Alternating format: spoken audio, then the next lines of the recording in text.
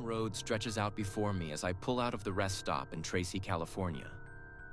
The roar of my 18-wheeler fills the cab, a comforting sound that I've grown used to over the years.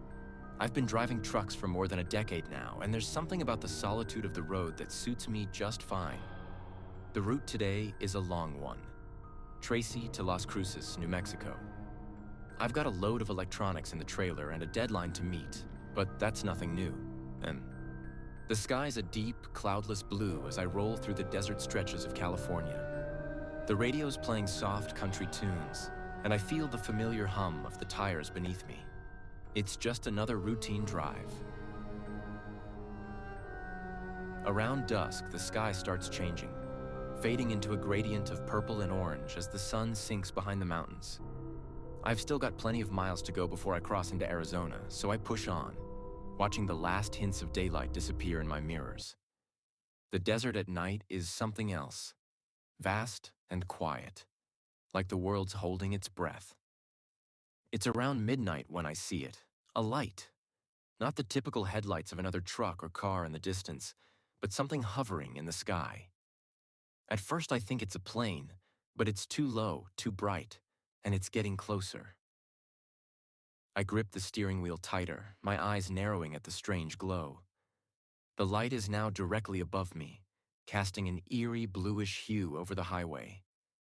It's like nothing I've ever seen before. My heart starts to pound as my truck begins to shudder, almost as if something is trying to take control of it. Then everything goes haywire. The radio cuts out, replaced by a high-pitched whine that makes my ears ache. The dashboard lights flicker, and I feel an unsettling pull, like gravity itself is being messed with. The truck lurches as I fight to keep it steady on the road, but the force is growing stronger, lifting the rig just slightly off its wheels. I slam my foot on the brake, bringing the truck to a screeching halt. The pull grows even stronger, and suddenly I'm not sure if the truck is going to stay on the ground. I jump out of the cab, stumbling onto the highway as the light above grows blinding. A wave of panic shoots through me as I watch the rig, my livelihood, start to lift into the air. That's when I see them. They're not the little green men you hear about in the movies. No, these things are tall, lanky, with glowing eyes and skin that seems to shimmer in the light of the ship above. 3 of them, floating just above the ground, slowly making their way toward me. I scramble to the side of the road, grabbing the only weapon I've got, a crowbar from the truck's toolbox. My hands are shaking, but I'm not going down without a fight. As they approach, a strange sensation washes over me, like they're trying to reach into my mind, make me forget why I'm even fighting. But I focus on the noise of the road, the feel of the crowbar in my hand, and swing. The first one dodges, but I catch the second with a solid hit to its head, or what I think is its head. There's no blood, no scream, just a weird metallic thud as it crumples to the ground. The others pause for a moment, as if they're processing what just happened. And that's when I realize something. I can feel them in my mind, like they're confused, maybe even a little scared. They weren't expecting a fight. I take that as my chance. I swing again and they back off, retreating toward the hovering craft.